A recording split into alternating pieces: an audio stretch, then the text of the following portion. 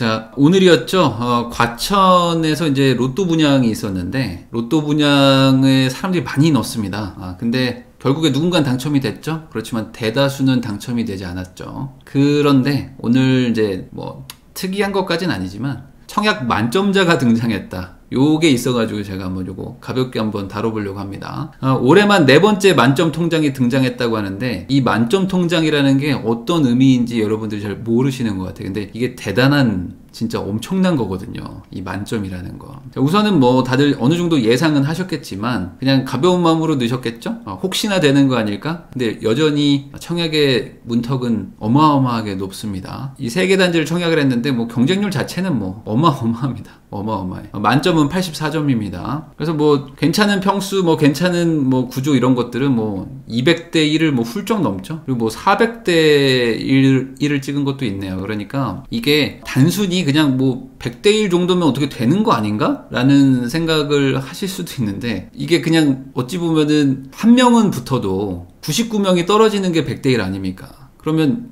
예를 들어 이 구조라면은 448명이 가서 뭐 제비뽑기 같은 걸 했는데 한 명만 붙고 447명이 떨어졌다는 얘기예요. 그 말은 나한테 언제 기회가 오느냐? 이거는 정말 기약 없는 기다림 정도라는 거죠. 왜 여기 이 과천 지정타라고 부르는 이 지식정보타운 이쪽에 왜 이렇게 사람들이 많이 몰렸냐면은 이 10억 로또라고 불리면서 사람들의 관심을 많이 갖게 돼서 그렇습니다. 실제로 이제 이따가도 얘기하겠지만 주변 시세 대비 뭐 정확하게 비교를 할 수는 없지만 주변 시세 대비 거의 10억 가까이 싸게 분양가가 나왔어요. 그러니까 이거는 된다면 주변 시세를 기준으로 봤을 때 거의 확정적으로 한 8억에서 10억 정도는 싸게 사는 꼴이 된단 말이죠. 그러니까 내가 그동안 무주택자로 살아왔고, 내가 그동안 정말 전세를 전전하면서 살아온 거를 한 방에 보상받을 수 있다라는 마음으로 다들 넣은 거예요.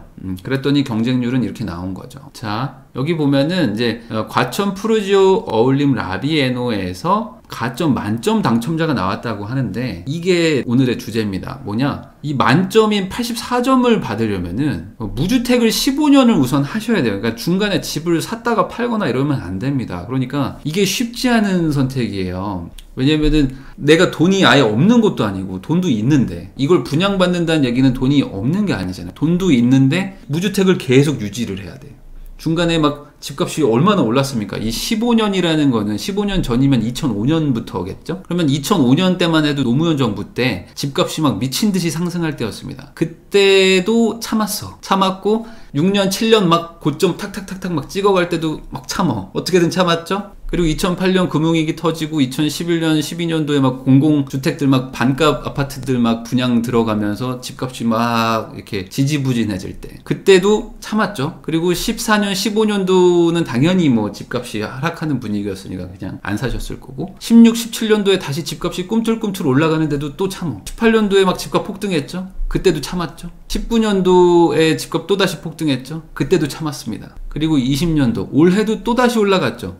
그러니까 이거를 참았다는 거는 정말 대단한 겁니다. 거기다가 더 큰 건 이거예요. 부양가족이 6명이어야 돼. 부양가족 6명이라는 거의 의미는 뭐냐면 부모님 모시고 살든지 애가 4명 이런 느낌인 거죠. 그러니까 이 부양가족이 6명이라는 것 자체가 거의 뭐 할 수가 없어요. 이건 하고 싶다고 해서 할 수 있는 게 아니야. 만점이라는 거는 얼마나 어려운 거냐라는 걸 여러분들이 다시 한번 알게 되는 거죠. 거기다가 청약통장 가입기간이 15년 이상인데 이거야 뭐 다들 요 정도는 하잖아요. 요거는 뭐 크게 어렵지 않지만 요거에서 1차로 탈락되고 여기서 대부분 다 무너집니다. 그런데 거꾸로 생각해 보세요. 부양가족을 6명을 내가 케어하면서 사는데 돈을 또 수억을 벌어야 돼. 그러니까 가점은 높은데 돈이 없으면 이걸 못 받잖아요. 그러니까 무주택을 하면서, 무주택이니까 당연히 부동산으로 돈 번 적은 없으시겠죠. 뭐 상가를 샀거나 이랬을 수는 있겠지만, 그리고 부양가족 6명을 키우면서 또 몇 억을 또 모아야 돼. 그러니까 이게 현실적으로 되는 게 어렵다. 그래서 제가 항상 말하지만 이 청약에서 어떤 로또 청약이 되는 분들은 대부분 하다가 그냥 뭐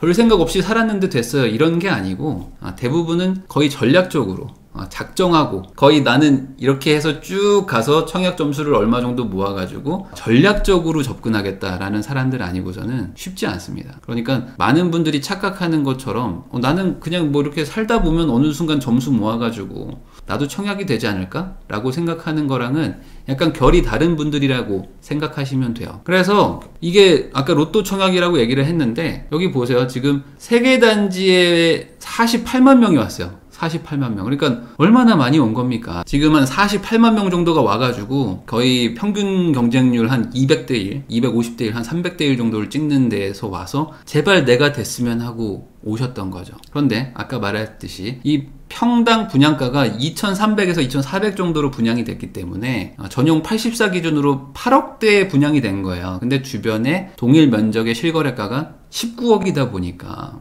19억이다 보니까 이제 한 10억 정도의 차이가 날 것이다 라는 예상을 해볼 수가 있는 거죠. 그러니까 뭐 된 분들은 축하드리고요. 안 된 분들은 이게 정말 쉽지 않구나 라는 걸 다시 한번 느끼게 되는 그런 계기가 되는 일이었다. 자, 그런데 이런 게 있어요. 그러면 84점은 하기가 힘들잖아요. 그러면은 여기 보면은 한 69점 정도 애들 된 분들이 좀 있어. 69점 정도. 그러니까 나도 어떻게 해보면 한 69점 정도는 해볼 수 있지 않을까? 라는 생각을 하실 수도 있는데 이 69점도 쉽지가 않습니다. 자, 여기 보세요. 청약 가점이 69점이 막차 탄 분들이었단 말이죠. 그럼 요걸 받으려면은 무주택 기간을 또 15년 해야 돼. 그러니까 여기 이것도 쉽지가 않아. 무주택을 15년 동안 유지한다? 중간에 그런 뭐 사고 싶었던 것들 다 참고 막 전세금도 다 올려주고 이거 쉽게 되는 게 아니죠. 거기다 청약통장은 뭐 당연히 뭐 최대로 가지고 있으셔야 되고 부양가족도 3명이어야 됩니다. 그러니까 부모님을 모시고 사는 게 아니라면 자녀 2명에다가 15년 동안 무주택을 유지하면서 애도 키우고 전세금도 올려줄 거 올려주고 계속 내가 돈은 또 돈대로 모아야 돼요. 그러니까 이거를 달성하는 것도 쉽지가 않다. 거기다가 이게 만 30세 이후부터 또 이걸 계산하거든요. 이 무주택 기간은. 그러니까 45살 이전인 사람들은 이게 현실적으로 청약을 노리기가 쉽지가 않고 거기다 이 69점이 된다고 해서 붙는 것도 아니에요. 69점 된다고 해서 되는 것도 아니고 한 뭐랄까 좀 안정권이라고 하는 게 한 70점대 중반 정도가 되거든요. 그러니까 이 청약을 해서 정말 되냐? 누군간 되지만 그게 내가 되냐? 라는 거에 대해서는 한번 고민을 한번 해보시긴 해야 됩니다. 오늘 분명히 누군가는 뭐 축하주를 마시고 엄마 나 10억 벌었어 하면서 막 전화 돌리고 동네 잔치하고 계시는 분들도 있겠지만 대다수의 분들 한 47만 몇천 명 정도는 또 떨어졌네 하면서 에이씨 이거 언제 되냐? 진짜 로또인갑다. 언제 되냐? 다음 것도 뭐 나오지? 하면서 또 기웃기웃 해야 되는 그런 극명하게 갈리는 그런 모습을 볼 수 있었다 라는 얘기를 한번 해봤습니다.